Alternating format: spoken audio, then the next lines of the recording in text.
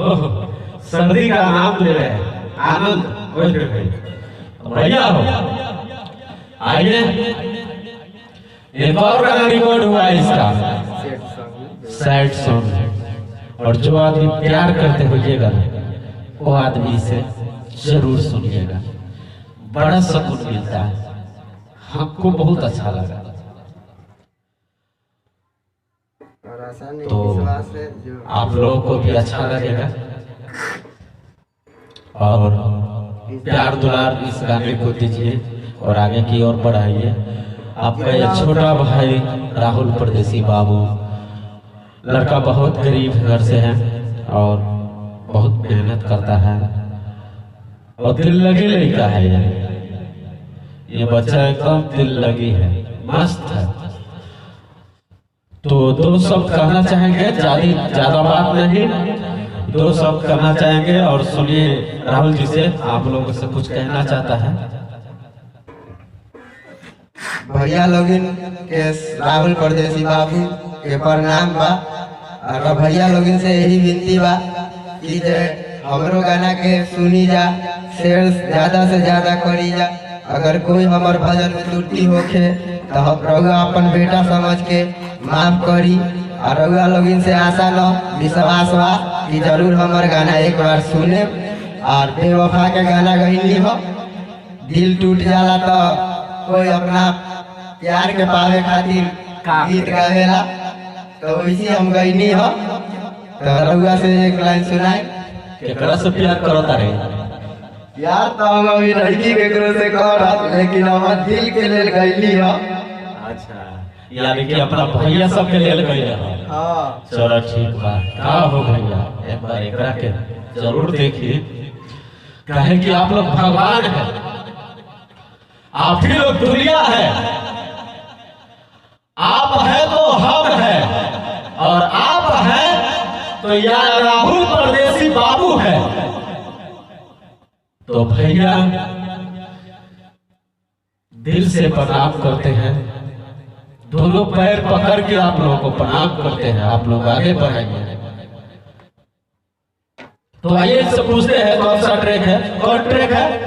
तुम तो ठहर परदेसी साथ के निभाओ। अरे केकरा से तो प्यार करे वाले साथ निभाओगे। चलो ठीक बा, ट्रैक लगाई। हां लगाइए। चलो ठीक बा, बढ़िया से बैठो। हाँ आओ, एक बार गा के सुना बताओ कैसे बाऊ गाना।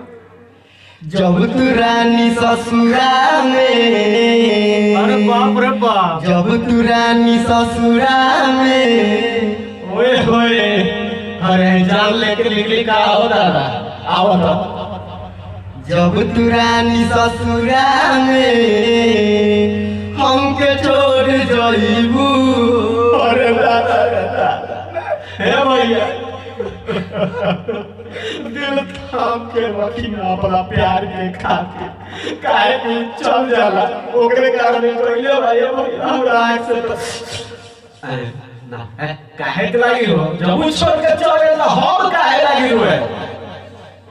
चलो भैया सुन जा कर गाना का सुनाओ कैसे एक बार और। जब तू रानी ससुरा में, जब तू रानी ससुरा में हमके छोड़ जाइबू। जब तू रानी ससुरा में हमके छोड़ जाइबू। याद आई हमारो तो। चलिए ठीक बा भैया, अब लगावा तालील कर गाना। चल रहा ठीक है, अगर गाना तो डबल आवाज आता ठीक है।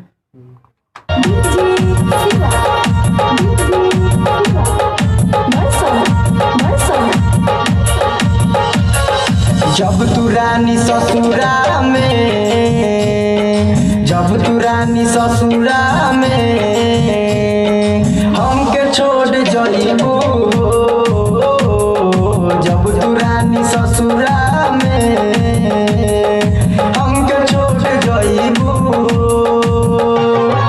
याद आई हमारो तोहर सुतल सपना में। याद आई आई हमारो तोहर सूतल सपना में जब तू रानी ससुरा में हमके छोड़ जब हमारा से अखिया लड़वलू रूठल रूठल रहेलू ई ध्यान के कर रूठल रूठल रहेलू ई ध्यान के कर तनी हमसे बता दो ई प्यार के कर हमरा के भुला दो मगर ई तो यादें होई नैहर के प्यार कौन जब तू रानी ससुरा में हमके छोड़ जाइबू जब तू रानी ससुरा में हमके छोड़ जाइबू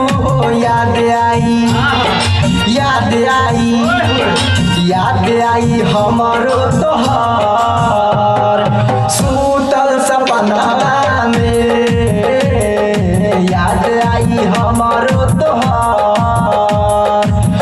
भैया हो लाइक सब्सक्राइब जरूर कीजिएगा भैया, ये भाई के तली आगे बढ़ाइए प्लीज भैया।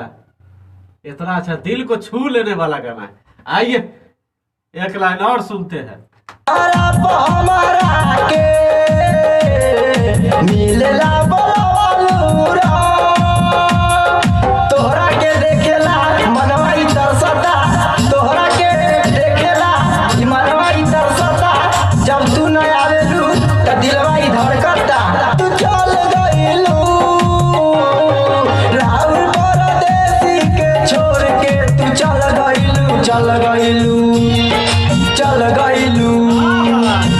गइलू छोड़ के हमरा कैसे जियब तोरा बिन जब तू रानी ससुरा में। भैया हो आप गाना सुनिएगा यूट्यूब पर, अब यूट्यूब पर गाना सुनिएगा और बढ़िया प्यार दुलार दीजिए अपना राहुल परदेसी बाबू के। खेल कीजिएगा गोदी में, थोड़ा बच्चा है अपना। प्रणाम भैया, दुलार प्यार दीजिए राहुल जी को और आगे बढ़ाइए, अब यही चाहते हैं आप लोगों से। प्रणाम।